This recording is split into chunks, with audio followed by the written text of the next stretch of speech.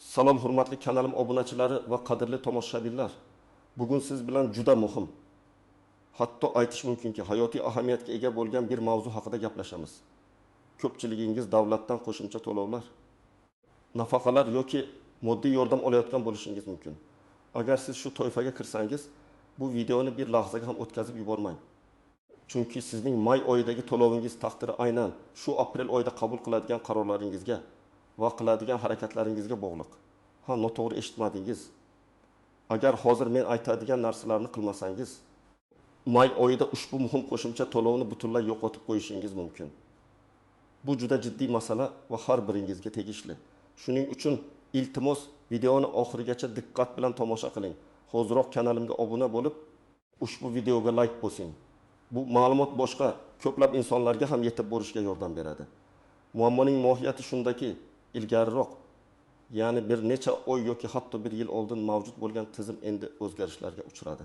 Oldinlari ko'plab ijtimoiy to'lovlar, masalan, oilaviy nafaqalar, moddiy yordam yoki nogironlik bo'yicha qo'shimcha to'lovlar ma'lum bir muddatga, deylik 6 oy yoki 1 yilga tayinlangan bo'lsa, ushbu muddat tugaganidan keyin ba'zi holatlarda avtomatik ravishda uzaytirilishi yoki kamida sizga bu haqda oldindan xabardor qilinishi mumkin edi.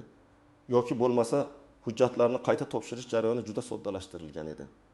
Ba'zi fuqarolar hatto o'zlari bilmagan holda ham yordam olishda davom etishardi. Chunki ma'lumotlar bazasi avtomatik tarzda yangilanardi deb o'ylashardi. Ammo hozir vaziyat butunlay boshqacha tus olganini ko'rmoqdamiz.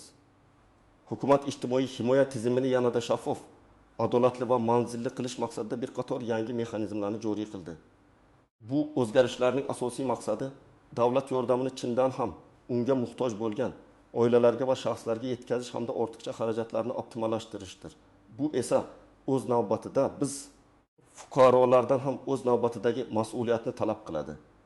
Ya'ni endilikda ijtimoiy to'lovlarni olishda davom etish uchun belgilangan muddat tugashi bilan siz o'zingiz tashabbus ko'rsatib, tegishli hujjatlarni qayta taqdim etishingiz, ariza berishingiz va ehtimol oilangizning moddiy ahvolini yoki boshqa tegishli sharoitlarni qayta tasdiqlashingiz kerak bo'ladi.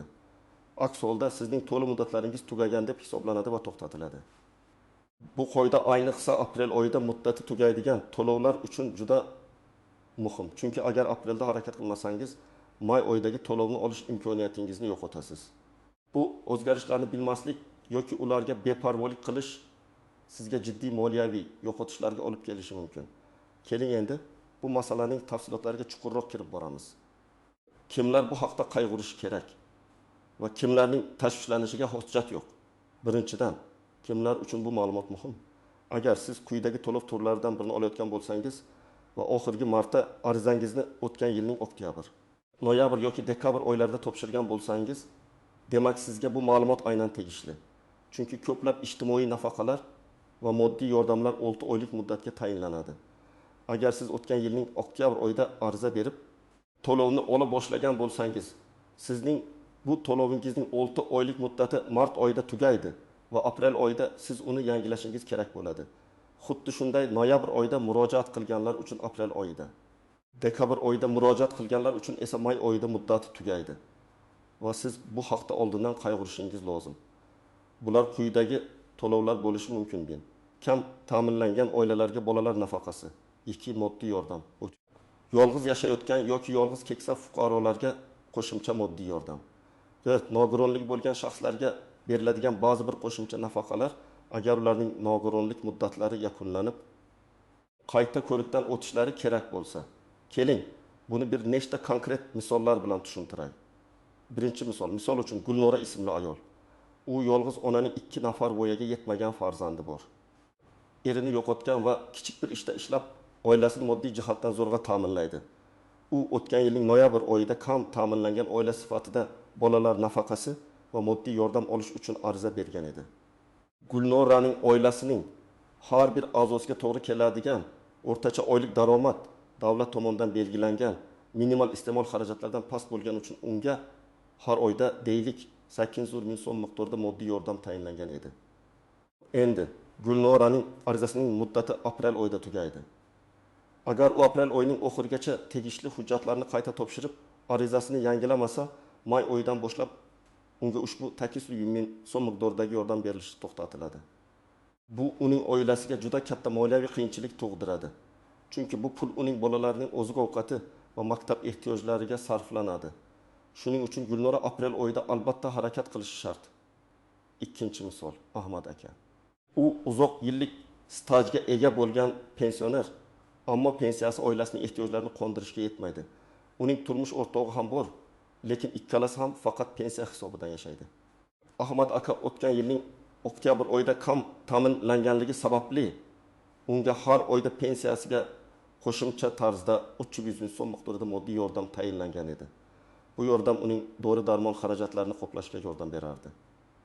Ahmad akaning moddiy yordam arizasining muddati mart oyining oxirida tugagan.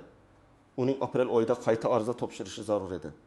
Agar u bu ishni qilmagan bo'lsa, may oyida u qo'shimcha 300 ming so'm nafaqasiz qolish ehtimoli juda yuqori. Ya'ni aprelda harakat qilmasa, may oyining boshida u pulini ola olmasligi mumkin. Uchinchi misol, Jamshid yoshligidan bir oyog'idan nogironligi bor.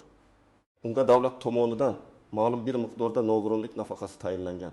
Bundan tashqari, u ijtimoiy himoya tizimi orqali qo'shimcha moddiy yordam ham oladi.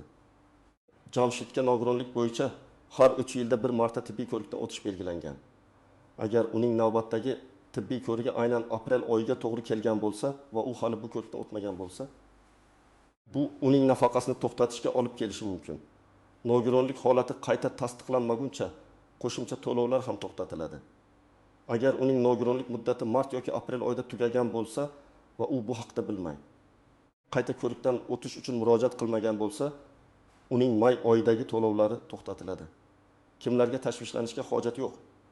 Agar siz yaqinda, ya'ni so'nggi 2-3 oy ichida ariza topshirgan bo'lsangiz, masalan, yanvar, fevral yoki mart oylarida sizning to'lovlaringiz muddati hali tugamaydi. Shuningdek, agar sizning nogironlik nafaqangiz muddatli emas, balki umrbod tayinlangan bo'lsa va uning muddatini qayta tasdiqlash talab etilmasa, siz hozircha xavotir olmasangiz ham bo'ladi.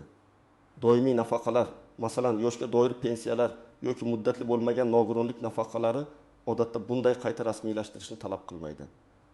Ammo shunga qaramay, har bir fuqaro o'zining individual holatini tekshirishi va tegishli ijtimoiy xizmatlar markazlari yoki MyBokkov.uz portali orqali ma'lumotlarni aniqlab olishi zarur, chunki har bir holat o'ziga xos bo'lishi mumkin. Endi esa qoidalardagi istisnolar, e'tiborsiz qoldirilishi mumkin bo'lgan nozik jihatlar va yashirin tuzoqlar haqida gaplashamiz. Bu qism ayniqsa muhim, chunki ko'pincha odamlar aynan shu narsalarni bilmagani uchun muammolarga duch kelishadi. Birinchidan, istisnolar.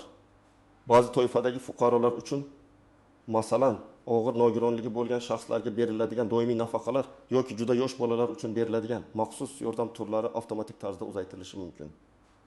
Biroq bu har doim ham shunday bo'lavermaydi. Masalan, bolaning 18 yoshga to'lishi bilan bolalar nafaqasi to'xtatiladi. Shu sabab oila tarkibining o'zgarishi ham daromadga ta'sir qiladi. Agar sizning holatingiz istisnoga kiradi deb hisoblasangiz ham, baribir 2 marta tekshirib ko'rganingiz ma'qul. Hech kim sizga siz istisnoga kirdingiz va hech narsa qilishingiz shart emas deb qo'ng'iroq qilib xabar bermaydi. Bu sizning shaxsiy mas'uliyatingiz. Ikkinchidan, tez-tez uchraydigan tuzoqlar. 1. Noto'g'ri hujjatlar taqdim etish. Ba'zida fuqarolar eski shakldagi arizalarni to'ldirishi yoki hujjatlar paketini noto'g'ri yig'ishi mumkin. Masalan, oila a'zolarining pasport nusxalarini to'liq taqdim etmaslik yoki oxirgi 6 oy uchun daromadlar to'g'risidagi ma'lumotnomani noto'g'ri rasmiylashtirish. Daromad to'g'risidagi ma'lumotnomada faqat rasmiy ish joyidan olingan daromadlar emas, balki boshqa manbalardan, masalan, fermer xo'jaligidan olinadigan daromad, ijara haqi, chet eldan muntazam ravishda keladigan pul o'tkazmalari, olinadigan daromadlar ham aks etishi lozim. Bu daromadlarni yashirish kelajakda nafaqani to'xtatish yoki hatto ortiqcha to'langan mablag'larni qaytarib olishga olib kelishi mumkin. 2 muddati o'tib ketgan arizalar. Eng keng tarqalgan muammo bu. Belgilangan muddatdan kechikib ariza topshirish. Masalan, aprel oyining oxirida ariza topshirish kerak bo'lsa, siz may kuni topshirsangiz, sizning arizangiz keyingi oyga qoldiriladi va siz may oyining to'lovini yo'qotasiz. Hatto bir kunlik kechikish ham jiddiy oqibatlarga olib kelishi mumkin. O't daromadlarni noto'g'ri hisoblash. Ijtimoiy to'lovlar tayinlashda oilaning har bir a'zosiga to'g'ri keladigan o'rtacha oylik daromad asosiy mezon hisoblanadi. Ba'zida fuqarolar faqat o'zining yoki turmush o'rtog'ining rasmiy daromadini hisobga oladi. Ammo oila tarkibidagi boshqa ishlovchi a'zolar, masalan, voyaga yetgan farzandlar, ota-onalar daromadini yoki norasmiy daromadlarni e'tiborga olmaydi. Davlat xizmatlari markazlari yoki Maydon.gov.uz portali orqali ma'lumotlar tekshirilganda barcha rasmiy daromadlar avtomatik tarzda aniqlanadi. Agar sizda norasmiy daromadlar mavjud bo'lsa, masalan, uyda hunarmandchilik bilan shug'ullanasiz yoki dehqonchilikdan daromad olasiz. Bularni ham inobatga olishingiz va e'lon qilishingiz zarur. Aks holda aniqlangan daromadlaringiz belgilangan me'yordan oshib ketishi va sizga nafaqa rad etilishi mumkin. 4. Oila tarkibidagi o'zgarishlar. Oila tarkibida sodir bo'lgan o'zgarishlar, masalan, yangi farzand tug'ilishi, nikohdan o'tish, ajralish, oila a'zolaridan birining vafoti yoki voyaga yetgan farzandning alohida yashay boshlashi sizning o'rtacha jon boshiga daromadingizga bevosita ta'sir qiladi. Agar siz bu o'zgarishlarni o'z vaqtida ma'lum qilmasangiz, keyinchalik muammolarga duch kelishingiz mumkin. Ba'zan yangi tug'ilgan chaqaloq uchun hujjatlar qo'shilsa, nafaqa miqdori oshishi mumkin. Ammo bu haqda ham o'zingiz murojaat qilishingiz kerak. 5. Texnik muammolar. Agar siz arizani onlayn tarzda My.gov.uz orqali topshirayotgan bo'lsangiz, tizimda kechadigan texnik nosozliklar yoki internetdagi uzilishlar arizangizning o'z vaqtida qabul qilinishiga to'sqinlik qilishi mumkin. Shuning uchun ariza topshirishni oxirgi kunga qoldirmaslik juda muhim. 3-dan nozik jihatlar va norasmiy daromadlar. Yuqorida aytib o'tganimdek, hozirgi kunda nafaqalar tayinlashda oilaning barcha daromadlari inobatga olinadi. Shu jumladan norasmiy daromadlar ham. Masalan, agar sizning oila a'zolaringizdan kimdir chet elda ishlasa va muntazam ravishda pul o'tkazmalarini yuborsa, bu mablag'lar ham daromad sifatida hisoblanishi mumkin. Yoki sizning nomingizda yozilgan mulkdan, masalan, yer uchastkasi, do'kon, avtomobil daromad oladigan bo'lsangiz, ular ham inobatga olinadi. Davlat xizmatlari markazlaridagi xodimlar bu ma'lumotlarni, soliqlarni, kadastr ma'lumotlarini, bank o'tkazmalarini tekshirish orqali aniqlay oladilar. Shuning uchun ariza berishda har qanday daromad manbasini yashirishga urinmaslik kerak. Rostgo'ylik bilan barcha ma'lumotlarni taqdim etish jarayonni tezlashtiradi va kelajakda tushunmovchiliklarning oldini oladi. Eng muhimi, aprel oyining oxirgi sanasini, ya'ni o'tgan aprelni muhim chegara deb bilishingiz kerak. Shu kungacha agar sizning to'lov muddatingiz tugayotgan bo'lsa, sizning harakatingiz may oyidagi to'lovingizni saqlab qolish uchun yagona imkoniyatdir. Agar siz bu muddatni o'tkazib yuborsangiz, siz nafaqat may oyidagi to'lovni yo'qotasiz, balki qayta ariza topshirish va uni ko'rib chiqish uchun qo'shimcha vaqt ketadi. Bu esa moliyaviy ahvolingizga salbiy ta'sir ko'rsatishi mumkin. Xo'sh, endi amaliy maslahatlarga o'tamiz. Siz aynan nimalar qilishingiz kerak? Qayerga borish? Qanday hujjatlarni to'plash va nimalarni yozish kerak? Birinchi qadam, mavjud to'lovingiz holatini tekshiring. Eng avvalo, sizga tayinlangan nafaqa yoki moddiy yordamning muddati qachon tugashini aniqlab oling. Buning bir necha yo'li bor. Bir My.gov.uz portali orqali. Agar sizda elektron raqamli imzo eri mavjud bo'lsa, siz o'z shaxsiy kabinetingizga kirib, ilgari topshirgan arizalaringiz va ularning holati haqidagi ma'lumotlarni tekshirishingiz mumkin. Bu eng tezkor va qulay usul. 2. Davlat xizmatlari markazlari DXM. O'zingiz yashayotgan hududdagi davlat xizmatlari markaziga murojaat qiling. Ularning xodimlari sizga to'lovingiz muddati haqida aniq ma'lumot beradi. O'zingiz bilan pasportingizni olib borishni unutmang. 3. Fuqarolarning o'zini o'zi boshqarish organlari, mahalla fuqarolar yig'ini. Ba'zi hollarda mahalla xodimlari ham sizning to'lovingiz holati haqida ma'lumot berishi mumkin. Chunki ular ijtimoiy yordamga muhtoj oilalar ro'yxatini yuritadi. Ikkinchi qadam, kerakli hujjatlarni to'plash. Agar sizning to'lovingiz muddati aprel oyida tugayotgan bo'lsa, darhol quyidagi hujjatlarni to'plashni boshlang. Ariza. Bu maxsus shakldagi ariza bo'lib, uni davlat xizmatlari markazidan olishingiz yoki My.gov.uz portali orqali elektron tarzda to'ldirishingiz mumkin. Arizada oila tarkibi, daromadlari va boshqa ma'lumotlar ko'rsatiladi. Pasport nusxalari. Oila a'zolarining, ya'ni sizning, turmush o'rtog'ingizning va voyaga yetgan farzandlaringizning pasport nusxalari. 3. Tug'ilganlik haqidagi guvohnomalar nusxalari. Voyaga yetmagan farzandlaringizning tug'ilganlik haqidagi guvohnomalari. Agar oila a'zosi 16 yoshga to'lgan bo'lsa, uning pasporti ham talab qilinadi. 4. Nikoh yoki nikohni bekor qilish haqidagi guvohnoma nusxasi. Agar turmush qurgan bo'lsangiz yoki ajrashgan bo'lsangiz, tegishli hujjat. 5. Mehnat daftarchasi nusxasi ishlovchilar uchun. Rasmiy ish joyingizdan so'nggi 6 yoki 12 oy davomidagi daromadlaringiz to'g'risida ma'lumotnoma. Agar siz tadbirkor bo'lsangiz, yakka tartibdagi tadbirkor sifatida faoliyat yuritishingizni tasdiqlovchi hujjat va oxirgi hisobot davri uchun daromadlar to'g'risidagi deklaratsiyani taqdim etishingiz lozim. 6. Bank hisob raqami ma'lumotlari. Sizning yoki oilangiz a'zosining bank kartasi raqami va hisob varag'i rekvizitlari, chunki to'lovlar asosan bank kartasiga o'tkaziladi. 7. Nogironlik guvohnomasi nusxasi, agar mavjud bo'lsa. Agar siz nogironligi bo'lgan shaxs bo'lsangiz va qo'shimcha yordam olayotgan bo'lsangiz, nogironlik guvohnomangizning nusxasi va tibbiy ijtimoiy ekspertiza komissiyasi tamiki xulosasi talab etiladi. Agar nogironlik muddatli bo'lsa, uning muddati tugamaganligini tasdiqlovchi hujjat. Takasin, kadastr hujjatlari. Agar sizning nomingizda yer uchastkasi, uy-joy yoki boshqa ko'chmas mulk mavjud bo'lsa, ularga tegishli kadastr hujjatlarining nusxalari ham so'ralishi mumkin. 3-qadam, hujjatlarni topshirish. Hujjatlarni topshirishning ikkita asosiy yo'li mavjud. 1. Davlat xizmatlari markazlari, DXM orqali. Siz o'zingiz yashayotgan hududdagi DXM ga shaxsan murojaat qilishingiz kerak. U yerda mutaxassislar sizga arizani to'ldirishda yordam berishadi va barcha hujjatlaringizni qabul qilishadi.